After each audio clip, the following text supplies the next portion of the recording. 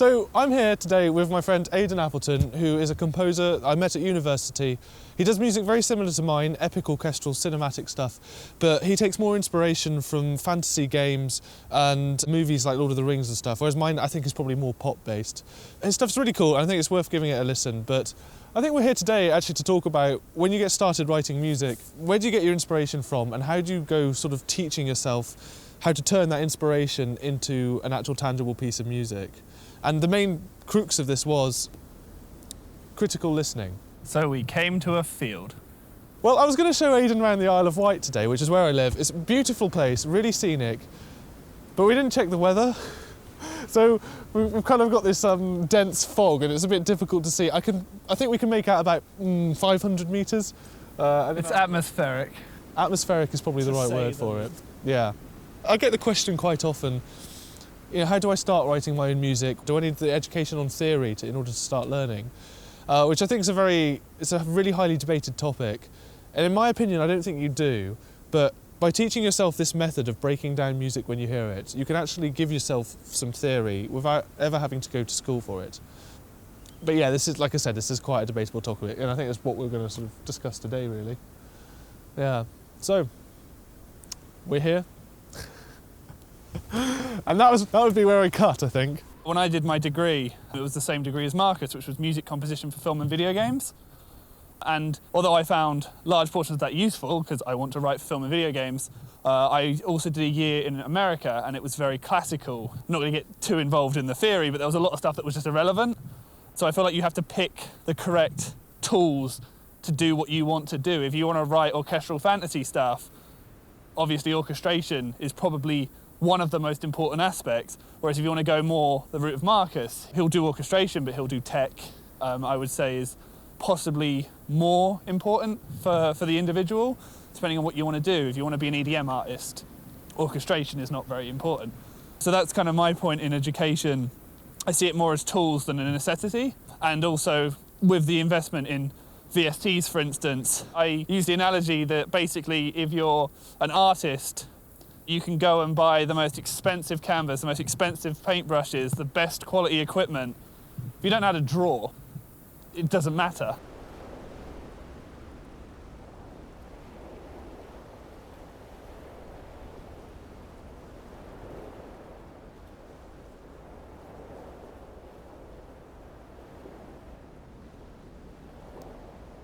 Right. So when you first started out teaching yourself music on Logic and on the computer in general, did you find yourself referring to the stuff you were learning at university more, or is it more a case of listening to music in your own time and teaching yourself based on what you like listening to? I kind of found that the universities, they would play a very famous track, explain why it was famous and then break it down, how it was made, what was used and everything. And I feel like you kind of do that on a personal level as well with your influences. I would say as a composer, you're kind of just a hybrid mash of all of your influences that you've studied in your own time. And even if you don't realise you're studying them, just by listening to them, I grew up with video game soundtracks. So yeah, I would say that the personal exploration of music that you like and stuff that you're passionate about is probably the most important thing. So I think similar to Aiden, when I first started out, I also found more benefit in listening to the music that I liked and essentially breaking it down into its component parts. Although mind you, when I started, as I mentioned in a previous video, I was listening to ambient and electronica music.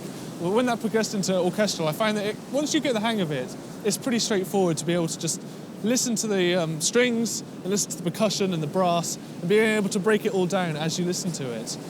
And yeah, in some ways it's kind of, you shoot yourself in the foot because you have a piece of music that you absolutely love and it inspires you to write your own music, and then you listen to it so many times that you lose that magic. But I think the amount that you learn from that is, I think it's worth the effort, basically. So I think that's basically my take on it. I think we'll talk in a minute about how we're going to actually do that, but first let's go back to the car because it's kind of cold here and get some lunch. Get some lunch and then talk about it after lunch. So we have a short segment of a piece of music that we both love, and of course, who better to give an example of critical listening than by checking Two Steps from Hell. We've chosen the track Strength of 1,000 Men, I think because it's really well known, even though I actually hadn't heard of it before Aiden introduced me to it, which is kind of embarrassing. But yes, we have a short segment here which I'm just going to play to you, and we're going to break it down as best we can. So yeah, in the interest of making this concise, we decided to go with quite a short segment, and also to avoid any copyright claims or anything like that.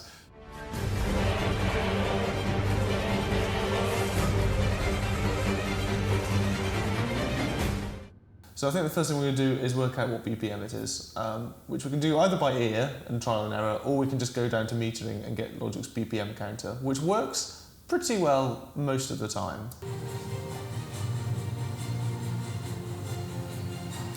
Probably just all the rhythms messed up. 5 minutes in, BPM counter has failed on us, so we're going to do this by ear. Too fast. I would say I'm going to go with 138.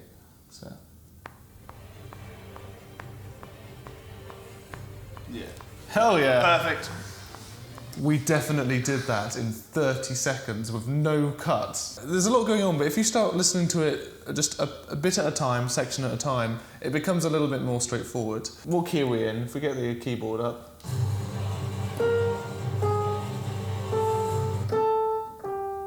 Oh, G major? G minor. I can hear the cellos and I can hear the basses. Dun, dun, dun, dun. Yeah, lower down than that though. You can hear the basses, and they're literally, unless I'm mistaken, they're just going boom, boom, boom. Yeah, so.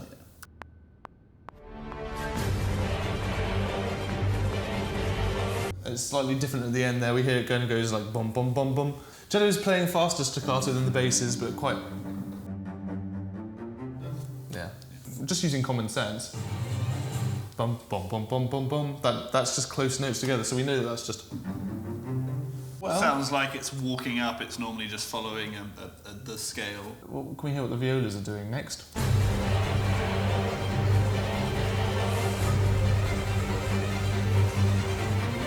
Yeah, they're playing the same as the cellos, just an octave up. Yeah. So I'm just going to copy that cello line, move it up an octave, and just check to see how that sounds.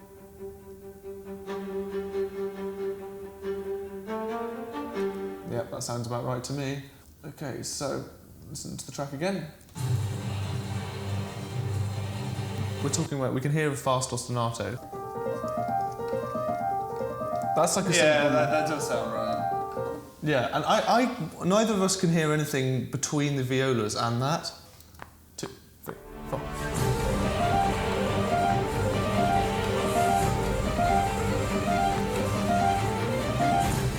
Okay, hit a duff note. But other than that duff note, I think that was all right. But with the magic of editing. But with the magic of editing. Has done this first try perfectly. Delete these duff. I can't really work the trackpad from this angle.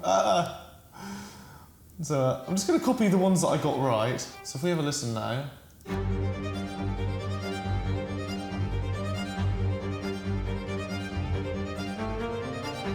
It's quite low in the mix, but we're hearing a trombone or trombones and tubas in there. They're going low brass. Something like that. And just to make this really quick, I'm going to copy that to the tubas because I'm confident that's what they're doing as well. And going back to this, I would say the next thing to look at would be the percussion. Just get that done. Yeah, percussion. I'm hearing some woodwinds in there that kind of like doing like. Yeah, do you hear that? There's like a boom quite far back in the mix, but there's definitely a flute or something in there that's going like. There's a tom hit every 2 bars, I can hear that much. Just because it's 2 steps from hell, I'm going to record not only the toms, but I'm going to record the taiko drums at the same time and just like play them in. Let me just sing now. Yeah, that's kind of what we want. Yep, sounds about right to me. And then timpani was going. Something like that. And I would say probably the next big thing to concentrate on would be the choir. And so we're going to get a phase builder up. Phase builder? Phrase builder. So we're going to get a phrase builder up and just program in a really generic Latin phrase of just epic blokes, basically. When I first heard this, I thought they were just saying Archangel over and over again. Yeah, it does sound like Archangel. That's what I thought it was, but... Yeah, if I go to files, so we get Marcato, phrase builder. So you can kind of take away the fact of this is, okay, I like the slow-moving choir with the super fast strings. It's that difference in pace. I think it's really, you hear it a lot in loads of composers' works. Really fast paired with really big slow, and you just get this sense of scale. Aside from all the instrumentation and how much is going on, the difference, the fact you've got really little fast things going on in one part, and then great big slow-moving brass and choir. It's a whole world. Something like that. Yeah. Literally those two notes. That's the upper voice, but there's a lower voice as well, isn't there? Normally a choir is divided into soprano, alto, tenor, bass. So that's 4 voices going on. And in this case we've got 2. So the upper one's doing that, and then what's the lower one doing? It's low, isn't it? I think he might be just doing G. No, play, fa.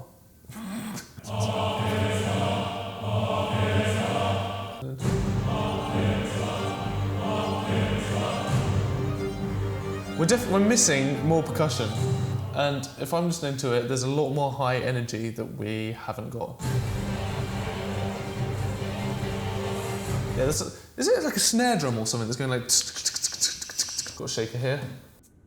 And for good measure, I'm going to add in a snare as well, because why the hell not? You don't want your percussion to sound like a machine gun. Yeah. That's why I always advocate for getting this tab up here, going to humanise, and just doing that once. Just giving it a little bit of...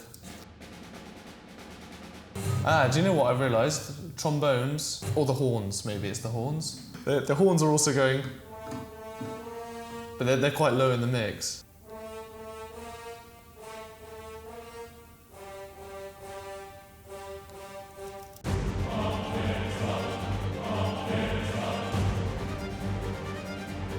That's all of it there. So flutes at the top here, horns playing the choir melody, trombones and tubas just going bwah, bwah. Timpani also kind of doing a rhythm, just sticking on the note G. Got a shaker, snare just playing a couple of rhythms, toms every 2 bars, great big hits. And we've got the choir there, the tenors and the basses going. And then the strings, the fast ostinato and the violins, which is very common. And then we've got cellos and violas playing the same kind of thing, and then bass notes and the basses. So it really, you hear it all as one block of music. It's overwhelmingly just awesome and epic. But when you start sort of looking at it bit by bit and taking it apart just in your own time, it's not quite as complicated as you might think at first. So being able to critically listen to a piece of music, it allows you to work out not just that the music's inspiring you, but also that you know how it's inspiring you. And by doing that, I think that allows you to improve your own writing skills by thinking, okay, well, maybe with this next piece of music that I write, I can try out this writing technique. There's a guy on YouTube called Rick Beato, I think, or Rick Beato, and he breaks down film composers' works. James Newton Howard was one that he did a very in-depth analysis on. And he can listen to any piece of music, probably without having heard it before, and just he can work out the exact chords used and what each voices are doing and what instruments are doing what. But one thing that I noticed in his videos, or at least the ones that I watched, is that he doesn't really specify why a composer has made a certain decision, or why he thinks a composer has made a certain decision. He won't know for certain, of course.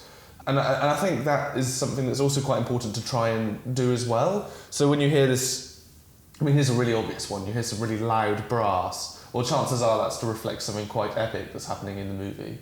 So it's worth being able to sort of think about that as well when you write, so you know kind of, not to sort of rip off what other people have done before you, but there are certain kind of guidelines for how film music's written, especially in the modern era with the Hans Zimmer Hans Zimmer's dictated everything over the past 10 years, basically. I was going to say, basically every composer has their unique ways of doing stuff, and they've taken inspiration from many points and they've done it, and you can make your own unique sound by taking all this stuff, so go and do it. Yeah. Go and try. see what you come up with. It'll be fun just doing it.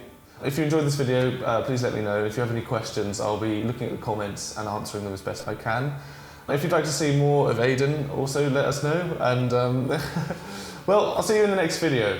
I don't know when this will come out. It'll probably come out after the Scotland film, which I'm currently working on at the moment. But we'll see. Okay. Bye-bye.